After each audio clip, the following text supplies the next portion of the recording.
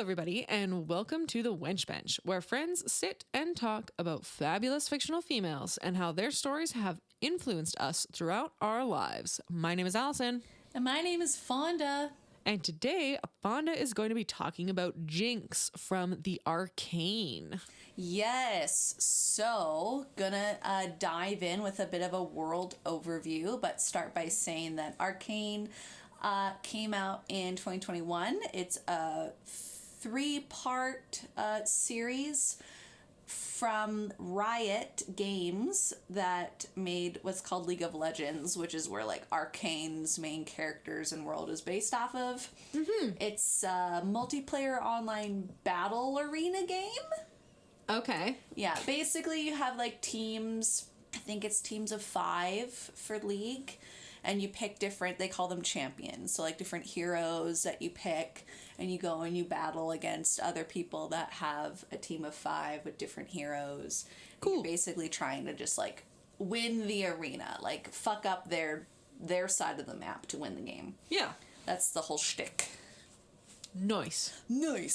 So, Arcane, also known as Arcane League of Legends, to be very specific, is an animated series based on the game's lore, retelling the origin stories of several characters. From the main focus in Arcane is Piltover and Zaun. Okay. The name of the two cities, so to speak. The series was adapted for television by Christian Link and Alex Yee, which are members of Riot Games' creative team. So they were able to provide a lot of information for the main source material. So Piltover is a renowned progressive city, dubbed the City of Progress for its innovations and the academy that they have, where all these new innovations and stuff come that are supposed to help society. That's their whole goal. They make things to help people. Okay. You need to know that because Okay. it's important, because they kind of fuck that up. I was just saying, by the look on your face, I feel like they don't make things to help people. We're good there. So the city became particularly famous for what's called hex gates, something called hex tech. Basically, it was a scientific utilization that was dubbed hex tech by its Piltovan pioneer, which revolutionized travel and trade for the rest of the world. So basically anyone could go anywhere through these hex gates, and it like boosted their city greatly. They were then seen as a global shipping lane. Everyone could come there to like do things, blah, blah, blah, blah. Piltover was apparently founded to escape the warmongering of mages after a devastating event that caused mass destruction. I don't know what that is. I don't know much. It's just about a thing that happens.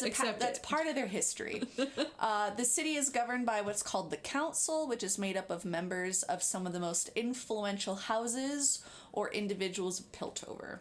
Okay. Yeah. Found beneath and in the crevices around this city is the sister city called Zaun. It's a comparatively underdeveloped district, also known as the Undercity. And despite the connection and proximity, Zaun and its residents are viewed by those in Piltover with contempt and prejudice. Ah, yes. Yeah. Though technically under the governance of the council, Zaun has virtually been cast aside and left behind by the council and the people of Piltover. And while Piltover prospers, the city is perpetually riddled with crime and so heavily polluted, its air is said to be denser than Piltover's air. Fun. And they have like polluted waters, like it's very bad. Fun. That anyone not native to Zaun find the need to wear gas masks when they visit. And Piltover residents deem the Undercity as dangerous. So this has caused rising tensions between the two. You don't say. I know. And some figures from the underground, such as one character from the show named Silco, they yearn for independence. They don't want to be governed by Piltover because Piltover's not doing anything to help Zaun. Well, clearly they don't care about them. So yeah like makes so sense. they want to have their own dependence and be their own nation. Though the events of the series are heavily based on the established lore of the game, some differences have already been noted in the series. For example, the two creators of the show shared that the changes are not necessarily retcons, but are adjustments in order to give, like, us, the viewers, the best story possible. So anyone that has never played the games can just go in and have a really good story. Yeah, I've heard that it's pretty... You don't have to have played the game to watch the show, and that they actually do a pretty good job. So that's good to hear. Oh, yeah. Like, my husband hates League of Legends. Okay. He plays the opposite, which is Dota, which is pretty much the same thing. Yeah. In terms of, like, mechanics and whatever. And people that worked at Riot used to work at the people that made Dota and this... Anyways, long story short, they're basically kind of the same. Adam prefers Dota. But was strikingly impressed at how much he really, really liked Arcane. Cool. And I really liked it too. The animation style. Chef's kisses. Yes. Some content disclaimer, because when I'm talking about Jinx, I do want to...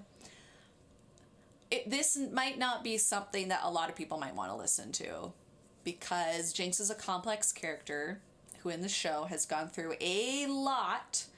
And to quote Zhang Indigo from Screen Rant, who wrote an article on how Arcane handled Jinx's development with careful and nuanced storytelling, has stated that Arcane's portrayal of Jinx's mental illness is careful to show her turmoil as sympathetic and understandable, making it an important piece of representation for people facing their own struggles.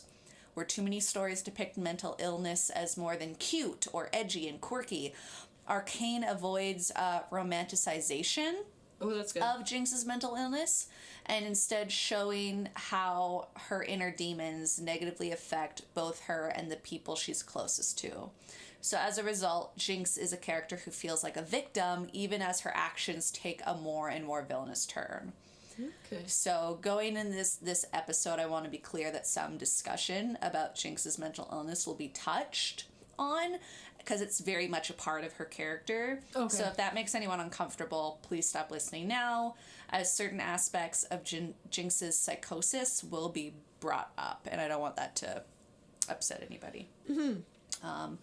Before I wanted to talk about it, I actually had a few colleagues of mine from my school district who understand psychosis better than I. And so I kind of just asked them for some opinions on things before I wanted to talk about Jinx. Oh, cool. So a few things I want to establish. First is psychosis is not a disorder. Psychosis is a psychiatric symptom with its own range of symptoms. Common symptoms of psychosis include disorganized behavior and or thinking, catatonia, or changes in mood, personality, or daily activities.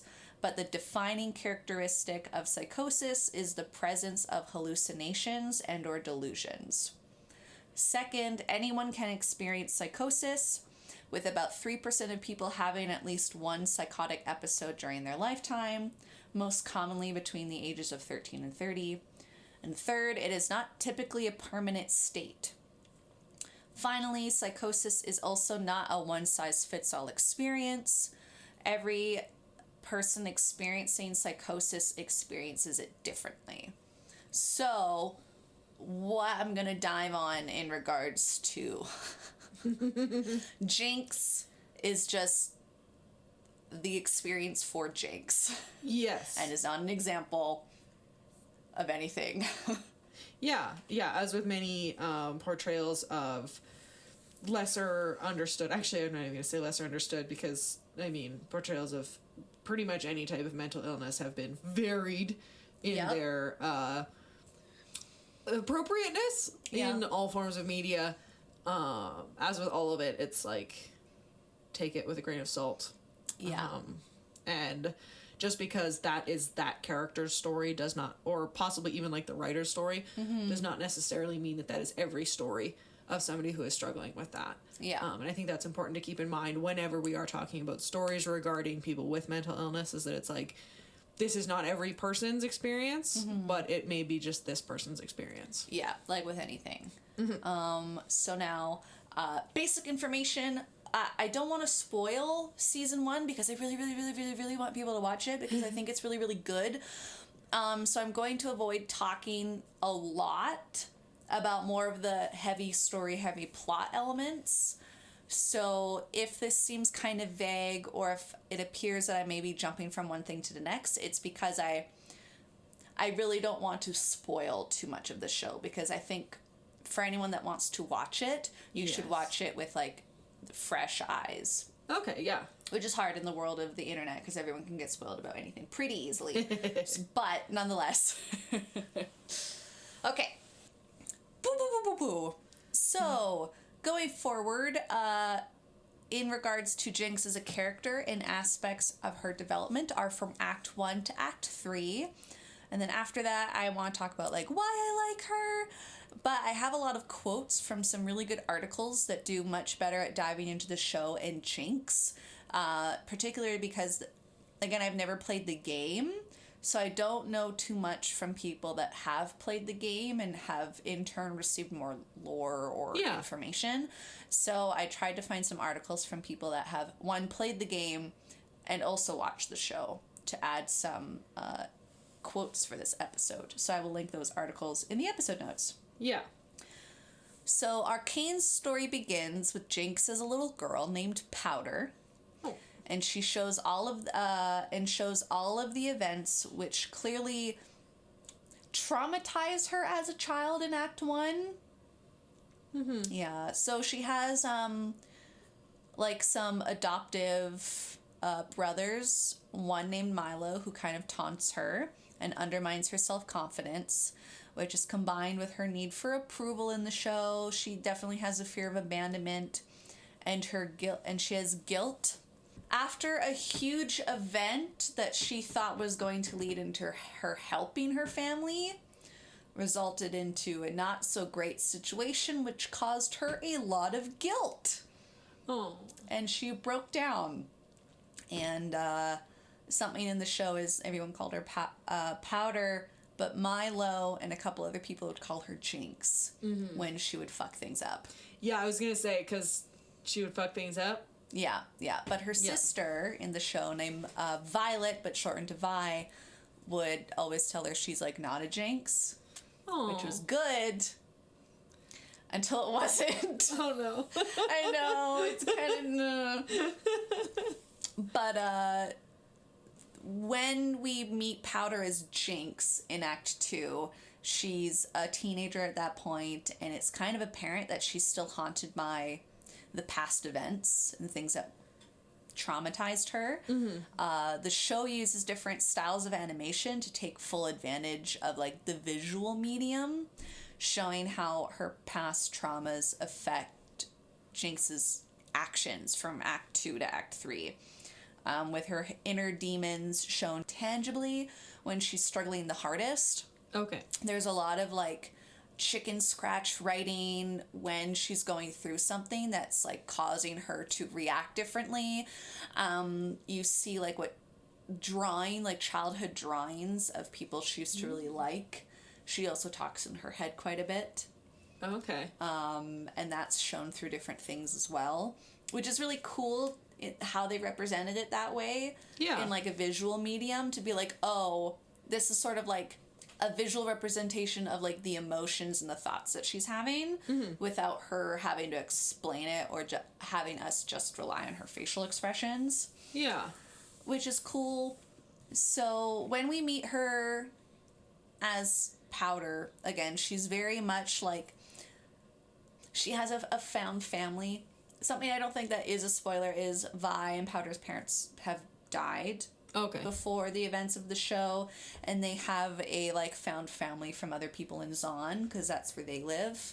Mm-hmm. And they're wanting to work hard and sort of, like, show Piltover that, like, Zon's people deserve to be seen. Yeah. And so they're kind of trying to help as they get older. They want to be a part of, like, the resistance, so to speak. And it's really nice that Powder has her sister Violet, but it's shown that I think she's a little bit too reliant on that, because at one point they do get separated, and when Powder becomes Jinx, she doesn't take the separation well. Oh, okay. So a lot of codependence there. Yeah. And I think for the character, it is good that she got rid of the codependence, because Jinx as a character does become a lot stronger. Mm-hmm. But it definitely, when she starts to show that she cares about someone and that person like backstabs or does something that she doesn't understand, she immediately lashes out. Oh, okay. Yeah. Yep. Yeah, so that's kind of, especially because both sisters find themselves on vastly different paths. In Act 2 and Act 3, Okay. Powder becoming Jinx takes a very dark turn. I'm guessing so, from the things that I have seen. Yes, and Violet, in turn, does a lot of things that a lot of people in Zon are questionable about, because it looks like she's a part of Piltover. Oh. And they don't like that. Yeah. So that kind of causes a lot of not so fun times. Okay. Something I do want to say, like, the relationship between Jinx and Vi, in my opinion, makes up the heart of the show of Arcane. Providing an emotional source of, like, conflict that adds to the weight of the show as a whole. And in fact, like, a lot of the show has relationships in pairs that's shown to be very important. Like the sisters. Violet ends up having to get a relationship with another character from Piltover who's like a daughter of like a rich house. And Jinx ends up getting the relationship with someone named Silco, who acts as like a father figure for the rest of the acts. And then some of the other main characters, again, they always have, like, duos. Mm-hmm. And when it gets into, like, a wider whole of the relationships, it shows how messy things can be. Yes. Which is very cool. I really like that it starts off with things being, like, pairs. Yeah. And how, like, the further and further the pairs get, the more and more your opinions or your viewpoints can change, and how the original person you felt really, really strong to be around might not like your new self, depending on who you're reaching out to be around. Yeah, because a lot of people change a lot depending on their environment and those that they spend time with, right? And it sounds interesting that they seemingly chose to explore the changes of a person through their relationships. It sounds like a way that they kind of structured the story. And they're just like, yeah, like, this is how you kind of grow as a person, and your relationships change, and so do you in the same time. Yeah. Jinx in Act 2 and Act 3 still holds, like, the childish demeanor. Because one thing that's really cool about Jinx and Powder is she loves to build things. She always thought she needed to be like her sister, who is physically strong, punches, kicks ass. But her sister Vi always told her, like, no, like, the things you're making are really cool. And, like, stick to that, which I thought was so cool. And it further goes when she becomes Jinx. Like, she makes all of these terrifying weapons, but they're very childlike. Like, there's a monkey that does the clapping thing. Yeah. And it's a bomb. Oh. And then she has grenades that have, like, mouths, and when the mouths close, they go off. She has, like, all these different things that are still very childlike, but very terrifying. Yeah. At the same time. And it's really cool because it makes the fact that she's a terrorist, fun, Piltover, even more kind of, like, uncomfortable, because she's a teenager. Yeah. Doing these, like, terrifying things. Yeah. It just shows that the people she's ended up surrounding herself with are kind of like at one point, Silco, who's like her father figure, seeing her become this way, he just calls her perfect and beautiful. Which is like something that I think she likes, because everyone else has always told her she's a Jinx and everything she does is wrong. So to have someone else be like, you are Jinx and what you're doing is perfect, I think to her is really wonderful to have. Yeah. But it's also kind of just like, oh no. That's not healthy for, like, you as a person. Yeah. And anyways, it's a really good show. I really think people should watch it, so I don't want to, again, dive too much in each little moment. Yeah. But Jinx is so the way they portrayed her visually on the show is so amazing and kind of unsettling, because she looks kind of like a pirate, but also kind of like someone that would work at a circus, and she has like a powder blue hair that's just natural, and she again is a kid with like tattoos, and she has laughter, but she also knows how to like use the sympathy and guilt people have towards her to her advantage. Like, she'll act like she's defenseless, and as soon as she sees that they're recognizing that she's defenseless, she uses that against them. And that's like something that they do such a good job of the whole time. Yeah. But then when she's alone, you see how alone she is, and it's just I really, really like, again, just like how the show did such a good job of making you like care about Jinx for someone that is also doing such horrible things in the show, and how that's connected to her, like her past trauma and like her psychosis. As established, Jinx has complicated feelings about her sister. You don't say. I don't say. So even at the height of her emotional instability, she has a gun that she named called Pow Pow, which just so happens to sort of be the same nickname that Violet used, her sister, when she was Powder, when they were both kids. She'd call her Pow Pow. Aww. Which is really cute, right? Adorable. Right? But the fact that she gave a gun this name that she in the show fires blindly with rage, like she just shoots it, is so indicative of how she perceives herself, I think. Yeah. In a weird way. Yeah. From the sound of it, there's like a lot of metaphors that can be drawn between her creations and herself.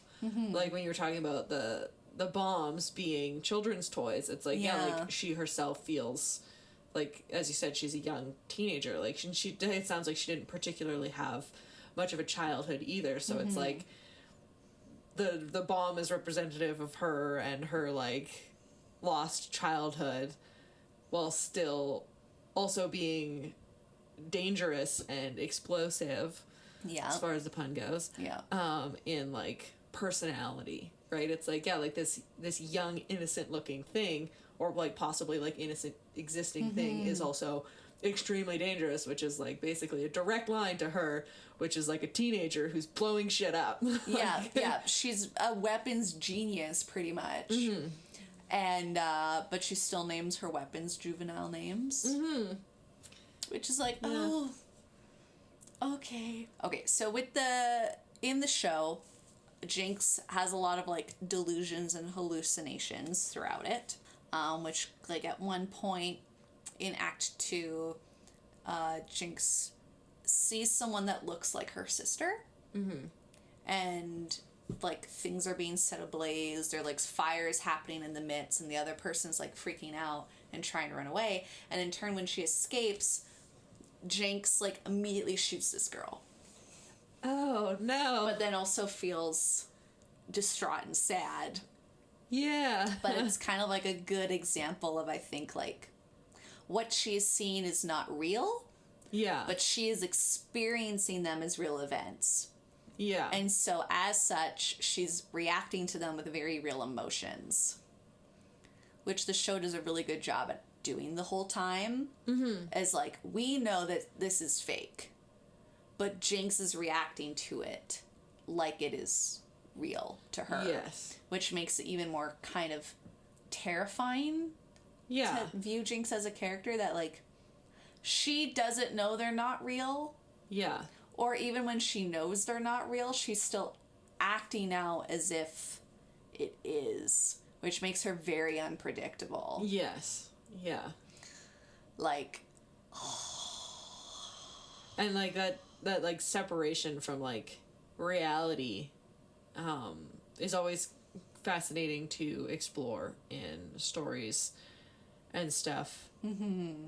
Because like you said, it's like if she's acting on these things because she doesn't necessarily know the difference between real life and what's happening, and to be supported by a father-like figure who's saying, like, no, like, embrace this, like, you are perfect the way that you are, and not having anybody to check that and to be like, hey, like, you have to acknowledge that these things aren't real, and you have to, like, not just act on instinct, not just do whatever it is that you want to, like, having nobody tell her that she is wrong, but also that it's not that she herself is wrong, but, like, her actions are wrong, and like, having somebody who is willing to, like, take the time to do that, which is a lot.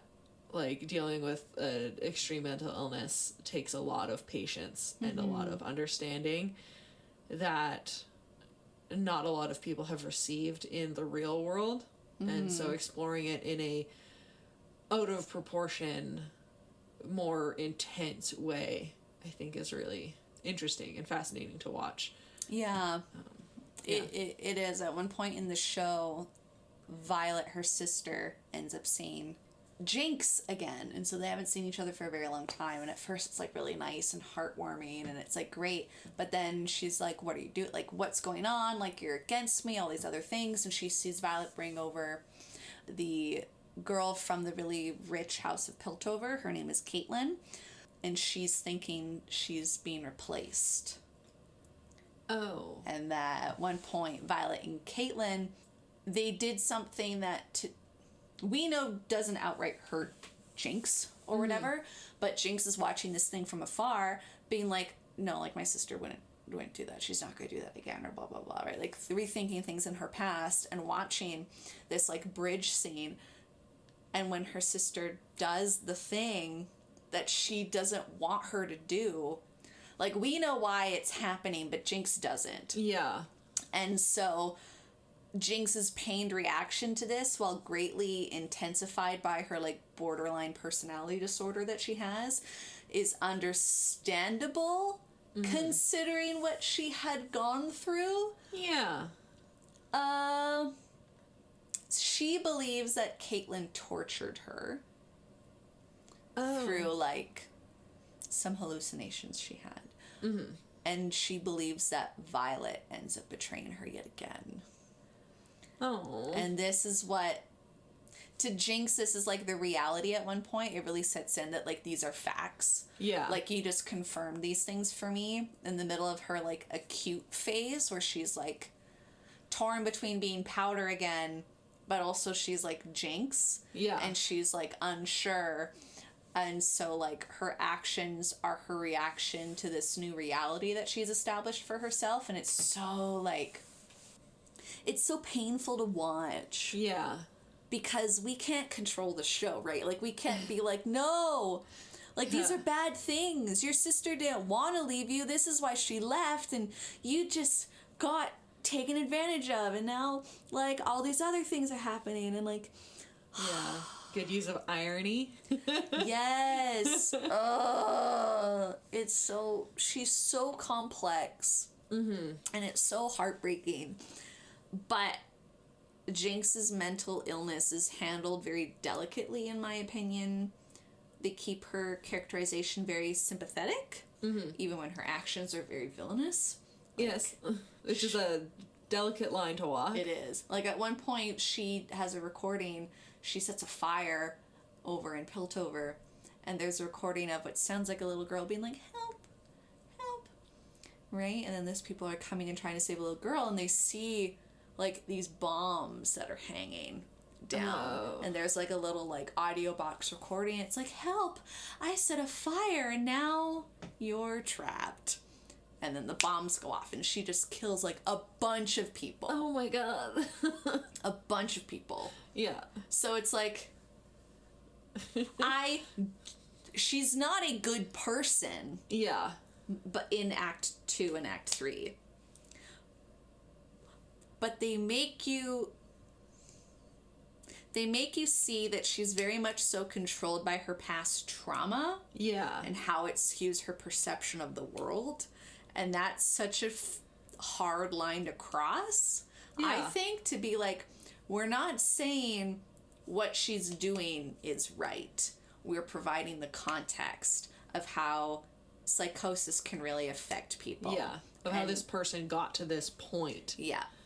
It's an explanation. It's not an excuse. Yes. But it makes you sympathetic because of the past, not because of the present. And they do such a good job at it. Like, it's a weird connection to make. But on all of my true crime podcasts and stuff, they're like, yeah, like you can feel sorry for the child that a lot of times that harm was done to this child, but that is no excuse for the harm that they did when they grew up, because like a lot of killers and stuff had like traumatic childhoods, and it's just like, yes, like that happened, that is valid, and you can feel sorry for the person that the world failed, but that is not an excuse. And it is a fascinating story to explore, and I think it links into like a lot of like morbid fascinations and curiosities that we as people have in regards to things that we don't understand, especially with things like mental illness. It's like I don't experience this, so I don't necessarily understand it, but the exploration of a character in a sympathetic way is vastly important to us being able to like understand and empathize with a character, even if we know that what they're doing is wrong. We are still able to experience that story and enjoy it in a way because it is a character with depth and with understanding and meaning. And just because it's not necessarily like a good person, it doesn't mean that you can't. They don't villainize her. Like, they don't make her feel like a villain. She's a bad person. Yeah. But they don't make her feel like a villain. Yeah. And if like, I think if anything, they show that she's shown to be a tragic figure and a victim of consequences that were largely out of her control when she was younger. Yeah. And even sometimes during the process of Act 2 and Act 3, some things are still out of her control, and she's just reacting to them. Yeah. And I think this is highlighted by moments when her vulnerability shows through. Like, there are moments where she chooses to be vulnerable and revealing that, like, underneath. Like, again, why the fact that Silco said, like, no, you're perfect. Like, all she wants is acceptance. Yeah. And like a little bit of understanding. Yeah. A little bit of compassion, which goes a long way. It does. And it's really hard, I think, for her to get that from her sister. In the later parts of the series, because she isn't there for a lot of it. Yeah. And well, like you said, if her sister is kind of becoming more sympathetic and, like, at least visually, like, outwardly seeming like she is more a part of Piltover, then having a character who is not necessarily succeeding in the same way that other person is, like, and to then see that other person becoming your enemy, essentially, this person who you cared about and trusted and had spent your entire life with and had a codependency with as well, had that extremely strong connection, to then see them as essentially betraying you to join your enemy, who you have been both, like, actively fighting against, and then one kind of went the more political route, it sounds like. Kind of a weird political route, we'll call it. Yeah, like, a little bit more of the, like, different route, and then the other one kind of more the radical route, very to see that sort of like that they both had the same desire, and then they both went different directions with how it was that they were going to reach that desire. And that can feel a lot like betrayal, and for somebody who is then not receiving that, and then receiving that in a bad way from somebody else, receiving that like camaraderie and support, it's like, oh no, this is a equation for very bad stuff. Oh, it is. And I just Jinx, so why I like her, Jinx is a character that, while I can't relate to her on a deeper level or connect in ways that feel personal, she's a good example of how to develop focus and explore mental illness, I think, and how that mental illness connects to her her antagonistic journey in the show. As we've talked about earlier, she never truly feels like a villain, just a victim of consequences in her past and throughout Act 2 and Act 3. and it's because how they explore her throughout the arcs of the show thus far. Like, Jinx made me cry. Oh. Like, this character made me cry so much for things she was going through and dealing with. And, like, Jinx made me feel her vulnerability. Like, witnessing it and seeing it. Like, when she got the shock of loneliness, the sudden shock of, like, betrayal. And her, like, inner conflict between, like, her past self and her current self. Like, the entire time I watched the show, I never agreed with what she did, but at least, like, I had context as to why she was doing the things, and to look into, like, why she was a victim. When I say victim, I don't mean, like, the whole entire time she's a victim. Yeah. Because she does things that are very not good. Yeah. Like you said before, like, it's a reason, not an excuse. Yeah. Yeah. But, like, we see her from the time she is a victim until she no longer is a victim, if that makes sense. Like, yes, she once was, and talking in the past context, she still is. But, like, I don't know, it just, like seeing... I will never see myself in Jinx, but I sort of saw myself in Powder when you're a kid and you're like, all you want is acceptance and love from somebody. And sometimes someone that's your family, if they do things that really hurt you, it can really, like, mess up your self-esteem and your view of yourself. Yeah. So, like, I really saw not all of myself, but she was so creative and quirky, and she was, like, really cute. And I was like, aw, like, that's adorable. Yeah. And, like, all she wanted to do was, like, protect her family, which I think a lot of people want, no matter what your family is, you want to protect it. Yeah. And so, like, I really saw, I think anyone could kind of see themselves in that way with Powder, but then her journey into, like, becoming Jinx, like, broke my heart. Yeah. And that's why, I don't know, I just, like... I would love so many feelings, and I would really, like, I know this whole time I've been talking in a lot of, like, vague events, but that's just because I really don't want to spoil everything for everybody, because I think the whole show itself is really well done. There's multiple characters that are really intriguing in the show. Yeah. And, like, in Act 1, they have a dad figure that just breaks my heart. He's so good. He's such a good guy. He's such a good guy, and then...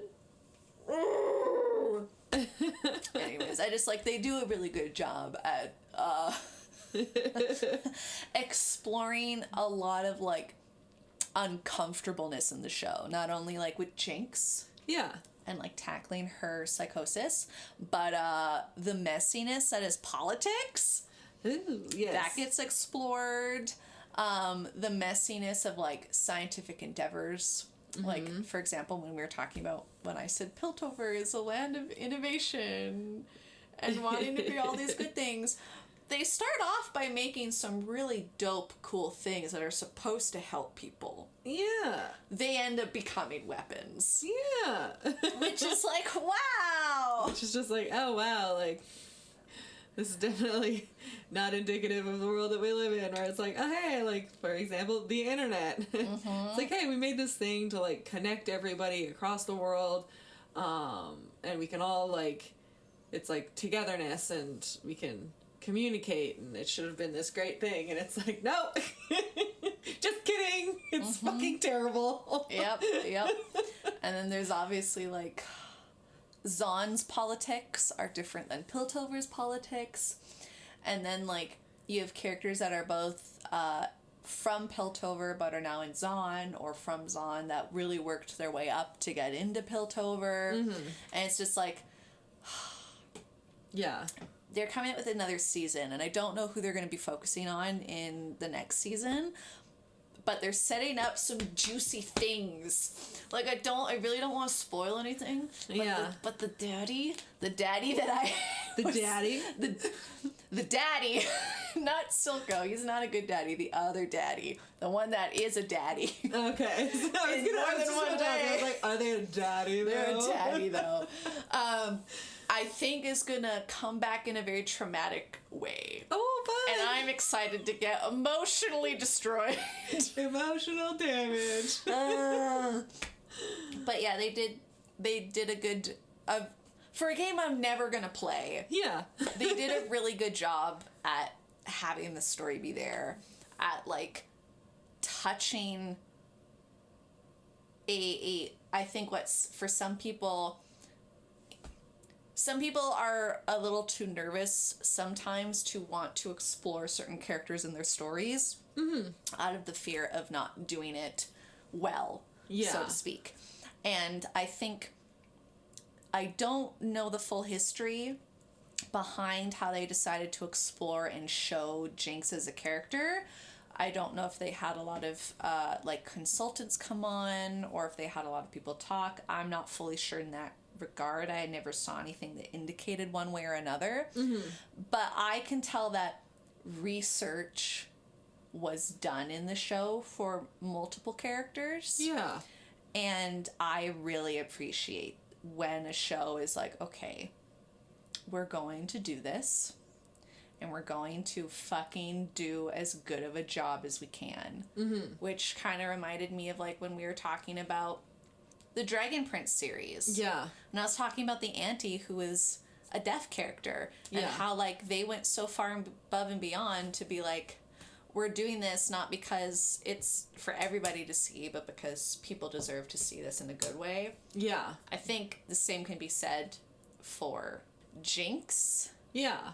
Like, people that are experiencing, whether it's like a personality disorder, whether you're going through like a psychotic or like psychosis event, like whatever you're going through that has to be mental illness, I think people appreciate seeing care taken into something where it's not romanticized or viewed as like, but you know what I mean? Like everyone's like, oh, I have this or I have that in a show, and it's like very like romanticized. Yeah. Kind of like how people romanticize like OCD. Yeah. When really that's not. Yeah. Like when you hear someone be like, oh, sorry, I just have OCD with this one thing. It's like, It's like, no, you might be a little obsessive. Yeah. Period. Yeah. But you are not being compelled by your brain. Yeah. In to a way want to do that's these things. Yeah. difficult for you to fight. Like it's a common misunderstanding. Yeah. So I really liked how they didn't romanticize Jinx. Yeah, and when creators put care into something, you can see it. For example, I just watched a really interesting little video on how much effort they put into the hula dancing in Lilo and Stitch. Oh. How they went and recorded like actual hula dancers, and when they weren't tracing over the bodies after like of the recording, they were actually like watching the video and recording it. They're like every single thing, every position that they put their hand in, the angle that their wrist is at, like the way that they point their foot, like every single body movement was like focused on. And they're like, because we know how important this dance is to this culture. And you can see in the movie the way that they, like, I've never seen hula dancing depicted in such a beautiful way as in like Lilo and Stitch, which is such an adorable movie. It's so good. And then when we kind of mentioned in our last episode, Turning Red, and in Kanto, like in Turning Red, there's this whole scene of food that's just, oh my god, like somebody very clearly knew like, oh my god. And it's this beautiful scene, like it's like high resolution, like shiny, like, oh my god, They I got make it look so delicious. hungry watching it. I was just like, oh my god, that looks delicious. And just like you can see it play out on screen, and it makes it so much more enjoyable to watch. It does.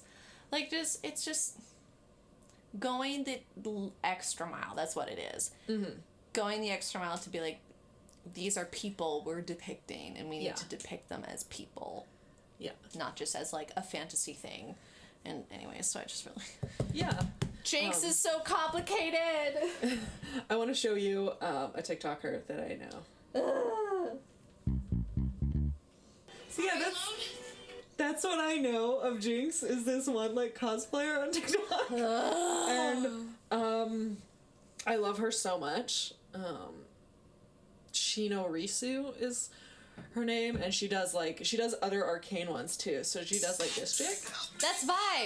Yes. That's her sister. Yeah, so she does Vi too. All I know is that all the lesbians love Vi too. That's like everybody loves Vi. Vi can get it. Vi can get it. So the majority of my like references for the Arcane is like TikTok thirst traps, I guess. Oh my god, you're gonna love Violet. She's amazing. I'm so excited. Like, I'm even more excited now to watch it. Like, there's one line where she's talking to like Caitlyn, and she's like, "You're hot, cupcake," and I was like, "Okay, can you say that to me?" It's like, oh no, what are these feelings? I know. And at one point, the girl's like, "Stop calling me cupcake." She's like, "Why? You're sweet like a cupcake." And I was like, wow. It's really good. It's really good. Yeah, I'm very excited. Really good.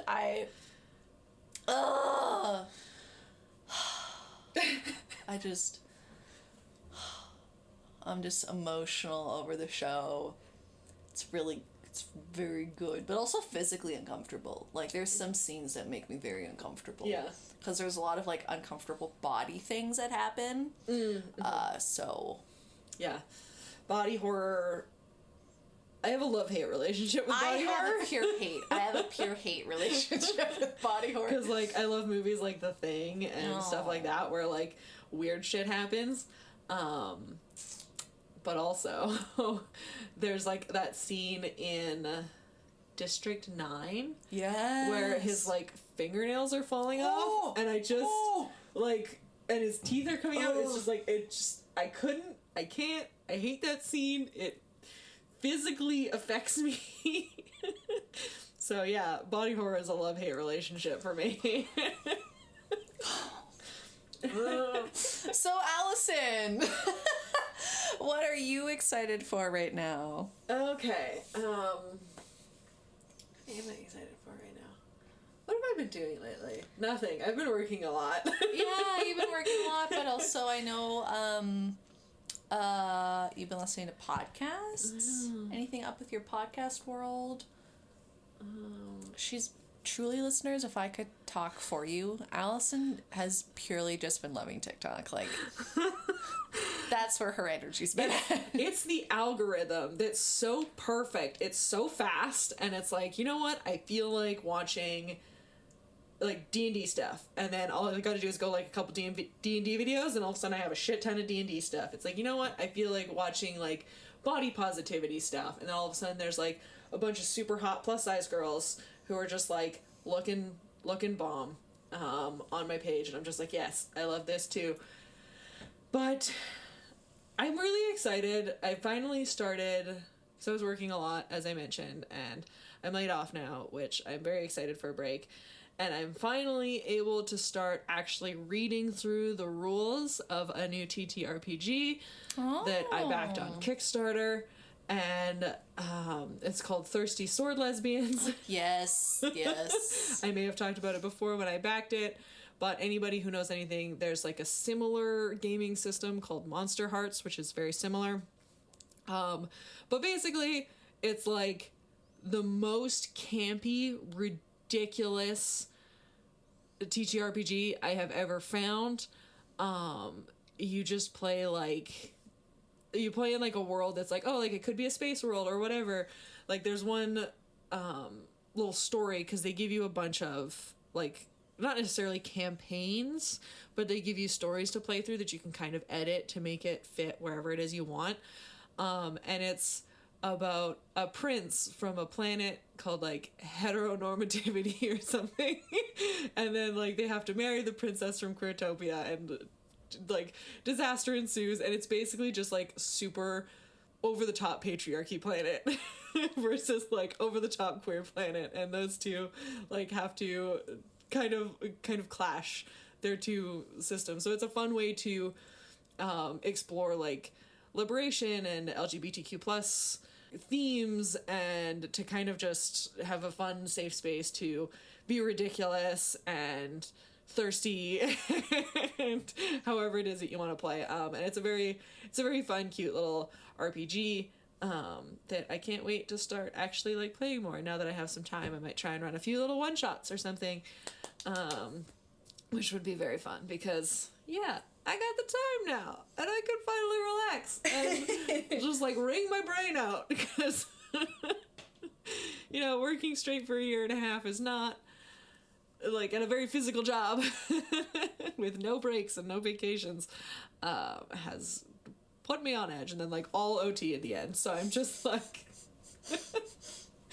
decompressing, and I can finally watch all the shows that I want to watch, which I will have more things that I'm excited about in the future because I will actually be able to watch things. Yes. Because I have time and not just I come home, I make dinner, and I go to bed. So yay! That's what I'm excited about. TikTok and RPGs.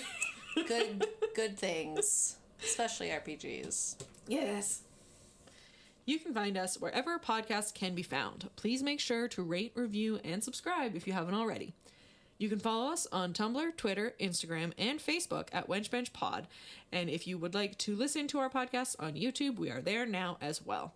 If you want to reach out, you can send us an email at wenchbenchpod@gmail.com. All the art for the Wench Bench was designed by the wonderful Tessa Joyce Riecken. You can find her on Twitter and Instagram at Werevile. Thanks for listening, and talk to you soon. Goodbye. Bye. Zon and